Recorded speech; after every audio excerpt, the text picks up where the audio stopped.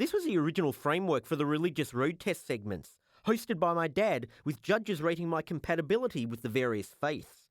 But when we started compiling the series, episodes were running way over time, so we thought these segments had to go.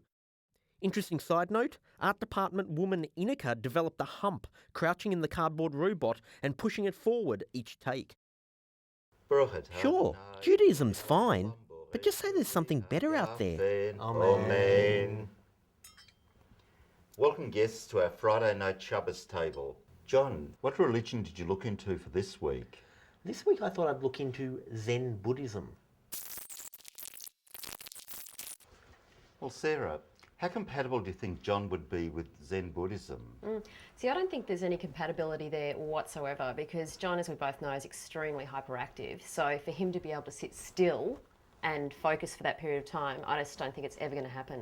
Johnny, what do you think? Yes, I thought he was the great un-Zen, and I could see why that guy loved walloping him with a stick too. I think he annoyed everyone in the whole temple, and I would have liked to have hit him also. Humphrey?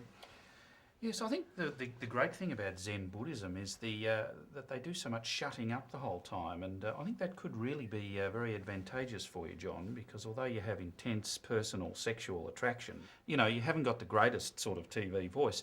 You know those Zen Buddhists, on the last night, they all got drunk. That doesn't sound very Zen at all. No, they took off their robes and they all went to their little flat out the back and they just got smashed. It really takes me back to my youth in the 1950s when there was a resurgence of an interest in Zen in the West. And it may well be that John is a spiritual love child from that period. Well, guests, could you please lock in your compatibility scores?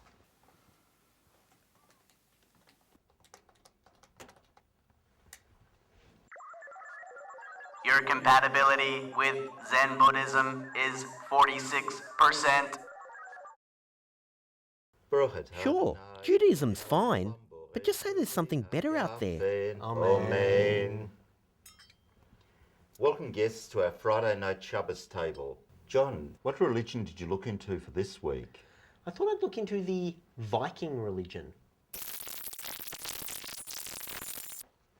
Sarah, how compatible do you think John would be with the Vikings? Well, it seemed to be a religion of one, really, didn't it? Just that old soak who was getting stuck into the mead. John doesn't hold his alcohol well at the best of times, so, you know, all that horn drinking, carrying on, you know, not very good.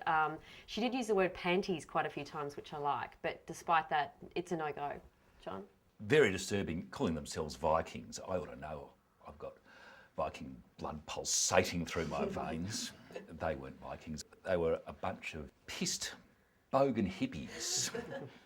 And the most disturbing bit was at that ceremony, John, how comfortable you seemed. Yes, John, I don't know, you know, in a couple of years' time when you're working at the hot bread shop, and you look back on what happened before this show aired and what happened after, I think you'll be reminded of the Viking word for a ceremony, which is a blot.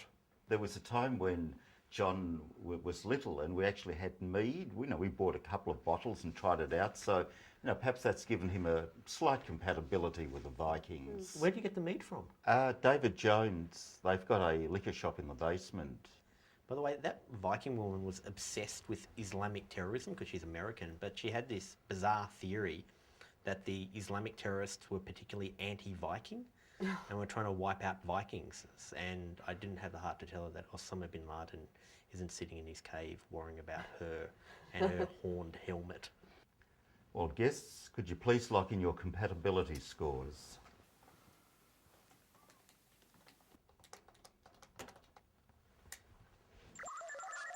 Your compatibility with Vikingism is 37%.